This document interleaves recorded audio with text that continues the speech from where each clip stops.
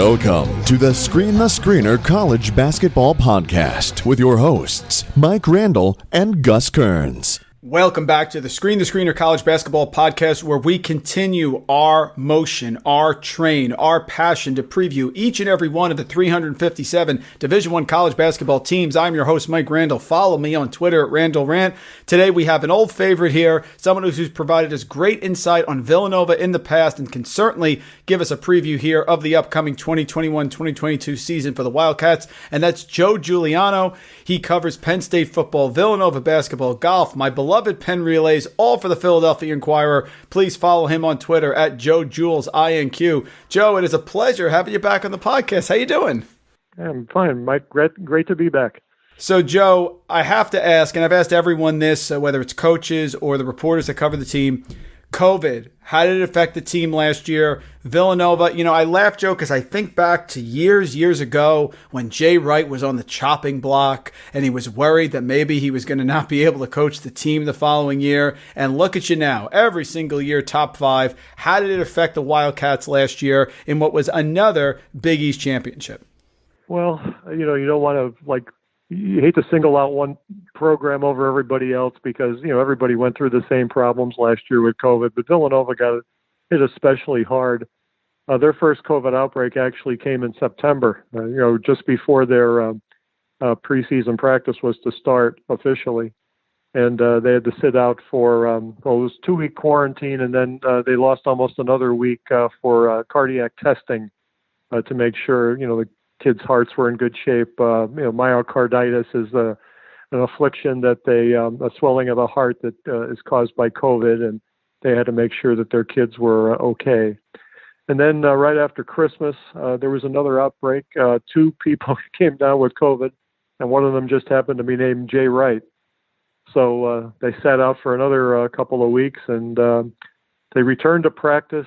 Trying to remember the exact date. It was like January 6th or 7th. And after practice, they were assembling to take a bus to the airport to fly to Chicago to play DePaul. And 2 starters, Caleb Daniels and Jermaine Samuels, tested positive. So when you put it all together, you put those back-to-back COVID pauses together with one practice. They went 27 days without a game. And it was, not good for anybody. They just couldn't get in any kind of rhythm. Even late in the season, they were kind of picking up the rhythm a little bit, but they stumbled on the road quite a bit. And it was just one of those years. They lost in the first round of the Big East tournament. They were going for 4 in a row and ended up losing in the first round to Georgetown, who was the eventual champion. And then got 3 games in the NCAA tournament, which is not too bad considering they went in as a 5 seed. So all in all, it wasn't a bad year, but COVID really slowed it down for them quite a bit, and they had to really work hard to get to 18-7. I was really impressed. Every year, Villanova comes up with a new way to make me say, wow. I mean, the sustained success that Jay Wright has built has been incredible. The one that impressed me this year was when they went through some adversity. They had the great win on the road at Texas December 6th, and I had that one predicted because it just was Texas was flying high, and here comes a veteran Villanova team with multiple national champions, really stepped up with a great win. They had that nice run. Then the loss to St. John's, which was just peculiar, and you sort of brush it off. But the one where I really think I learned a lot is the way they bounced back from Creighton.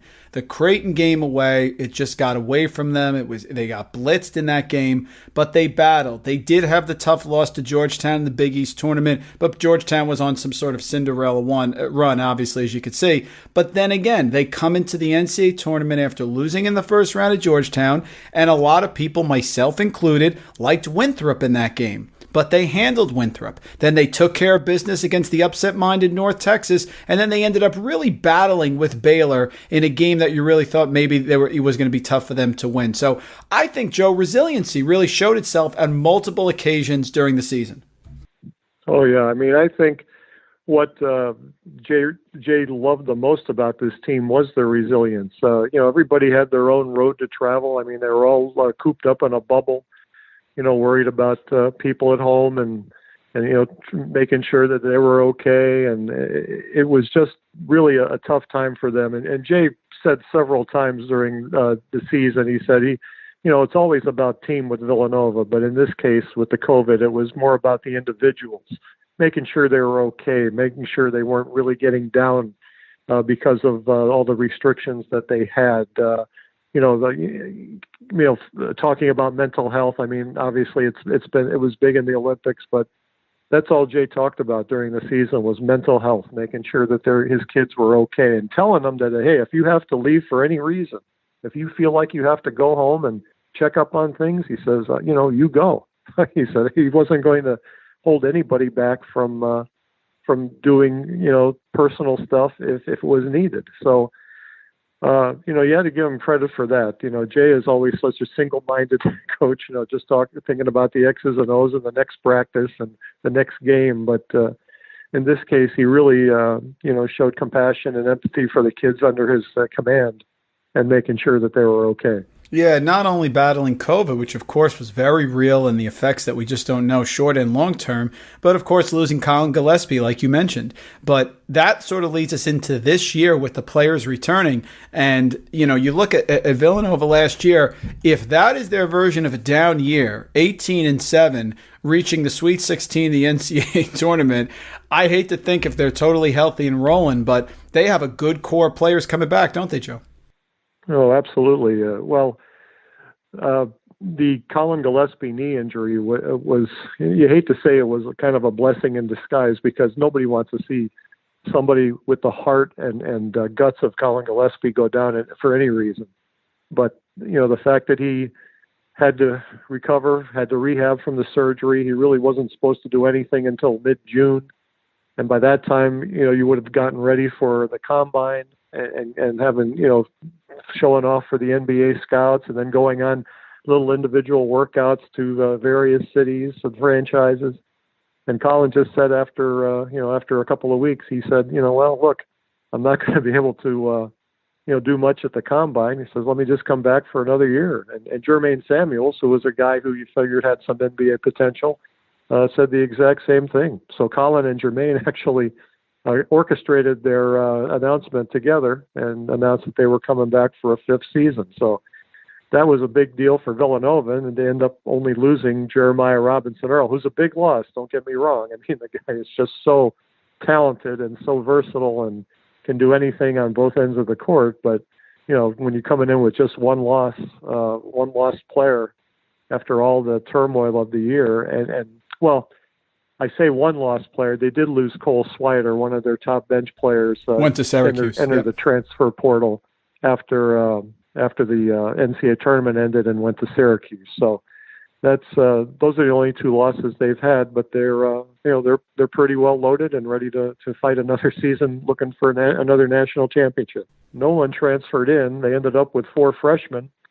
And if you count everybody on the roster right now, they're at their maximum scholarship limit of 13, which is rare for a Jay Wright team. He somehow keeps it to 10 or 11 and saves a couple for a rainy day if needed. But he's got a full plate for this season.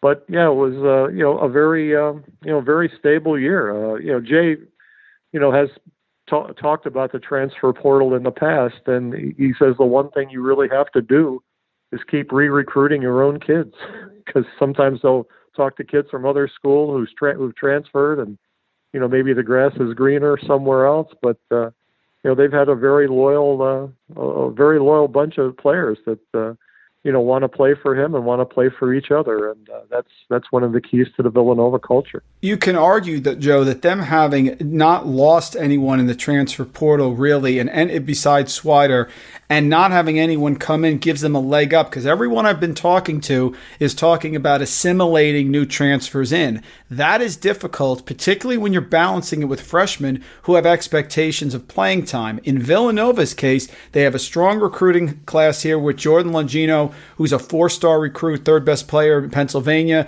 Nnanna Njoku from Delaware, he's the top player in the state last year, and Angelo Brizzi, who's a 3-star recruit from Virginia. So I guess my question is, normally with Villanova, Villanova, the freshmen come in and they make a massive impact right away. When you're looking with a team that they have right now, where you're talking about a potential starting lineup of Gillespie, Justin Moore, Caleb Daniels, Samuels, and Eric Dixon, how do you think those freshmen will do? How are they rated coming in? And how do you think they will assimilate during the year?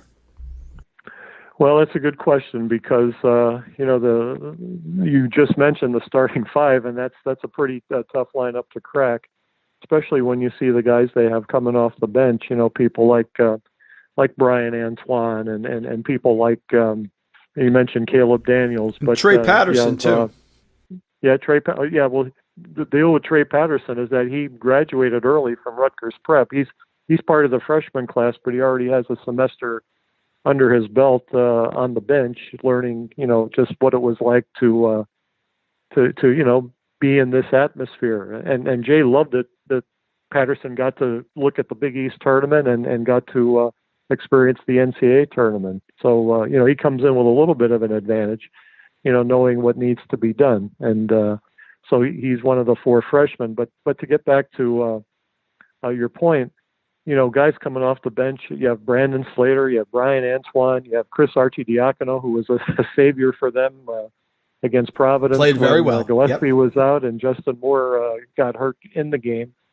So, it's going to be a little difficult for a freshman to break through. Jay doesn't usually like to go any deeper than 9, and if he had his druthers, he would rather go 8 in a game. But we'll see what these young guys bring. I mean, as you alluded to, they've all got credentials to, be a fine collegiate basketball players, and we'll just see how that goes. Right now, they've been part of the summer workouts, and that's helped them because, Jay has only one way to play defense, and that's all out and hard for 40 minutes. So he wants to see that from these kids, and if they deliver that, I'm sure they'll find some playing time for them. And that's very important, Joe, because I think back to Kentucky. Calipari for a while, certainly was a master of that, of bringing in these I used to say one year, 38 stars worth of freshman recruits. Devin Booker, who of course we watched in the NBA Finals against the Bucks, didn't even start for that team. Now this year, I think the challenges, particularly with Villanova also, is going to be meshing highly recruited freshmen with veterans, because very few teams right now are going to be freshman dominated because of the transfer portal. And I think that they're going to be tested in the non-conference. You wrote about for the Philadelphia Inquirer just a few days ago, the non-conference games that they've released. Now, the entire schedule I don't think has been released, but Villanova, of course, always going to be a threat in the Big East, but is going to have a strong non-conference as well. Talk about who the Wildcats will see early in the season with this team that is pretty deep. Oh, yeah. Well, I think the one matchup that everybody's looking forward to is they've arranged a home-and-home series with UCLA, and the first game of that will be out in Los Angeles, out at Pauley Pavilion. And I'm sure a lot of people are going to be, very excited about that situation because that's going to be quite a quite a game. I mean, it's very possible that these will be two top 5 teams meeting in a very early time. So it's going to be pretty interesting to see how that all works out. And then the Jimmy V Classic announced their doubleheader for Madison Square Garden, and they'll end up playing their old Big East rival Syracuse. And I know Jay's thrilled about that. He always likes to play, keep in touch with the old rivals, and that'll be a pretty decent game there as well. And then you have the Big East Big 12 battle, and that'll be a rematch, Villanova and Baylor. Whoever scheduled that game was pretty smart. But that game will be at Waco, so it'll be a tough haul for Villanova. But we talked earlier about how they went into Austin and beat the Texas Longhorns, and we'll see what happens against Baylor. I mean, Baylor's had quite a few losses to the draft. And Joe, I have to tell you, that Baylor game, I could not, you think about it, and Jay Wright's Hall of Fame coach. Villanova is going to be tough. They have the experience. When they played Baylor, I could not conceptualize a way without Collin Gillespie that they were going to keep that game close. But gosh darn it, 10 minutes left. It was a tie game. So that is going to be a tremendous basketball game. Baylor coming off a national title, and Villanova, who took every one of their punches shorthanded back in March. Yeah, that was, like you said, 30 minutes. It was a really good game. I really loved the way they played the first half, and shot 50% and had a lead. And Baylor's trying to figure out what's going on because all they were doing was chucking up threes pretty much. And Joe, they did that. They did that. I'm sorry, they did that, and they were only 3 of 17 from 3-point range in that game, Villanova. Yeah. Oh, yeah. Well, that's where it all kind of unraveled, where they were, ending up getting behind and then taking shot after shot. That was a house of horrors for them this year. It was Hinkle Fieldhouse. They went 2 for 27 at Butler during the regular season, and then went 3 for 17 in the tournament at the same venue. But Baylor did a great job in the second half of adjusting and driving to the hole and really, taking it to Villanova. And all the credit goes to them. Joe, I appreciate a few minutes. Last question, of course, I'm going to ask you about the projection. Since 2014-2015, you're dealing with a Villanova program under Jay Wright, national champions in 2016, national champions in 2018. They were 24-7, 13-5 in the Big East when the tournament was canceled because of COVID. Last year, despite the injuries and all the challenges, yet another first in the Big East, and they got to the Sweet 16. They're going to be a top 5 program coming into this year. They have a strong starting lineup. They have great freshmen, great depth. I mean, I think we're thinking Final Four, Joe. I think, right? Well, they have a shot at it. There's no question about it. Excuse me. You would think that they're going to be very primed for a run. Obviously, the non-conference schedule is going to be difficult, and the Big East schedule is going to be very hard as well. But, Villanova always goes into the first of the year, as the favorite in the Big East. And I really can't see anything different happening. With Gillespie and Samuels back to provide leadership, it's going to be, a very solid team. And, you try not to be too much of a homer, but you figure that they're going to be, a top 5, top 10 team all season and, ready to go when March Madness rolls around. Veterans returning, top 20 recruiting class, great Hall of Fame coach. That, to me, is a top 5 team, no doubt, as we head into the season. Folks, Joe Juliano, amazing job here yet again. Philadelphia Inquirer, covers everything there. Follow him on Twitter, at JoeJulesINQ. Joe, I'm sure we will catch up with you during the season. Thank you so much for a few minutes here as our train continues. I don't know what the next stop's going to be, but of course we had to stop by and see one of the best programs in the country, Villanova. Thanks a lot, Mike. Thanks for having me.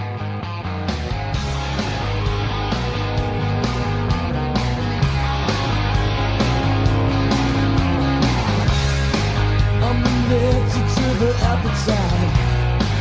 Reserve a seat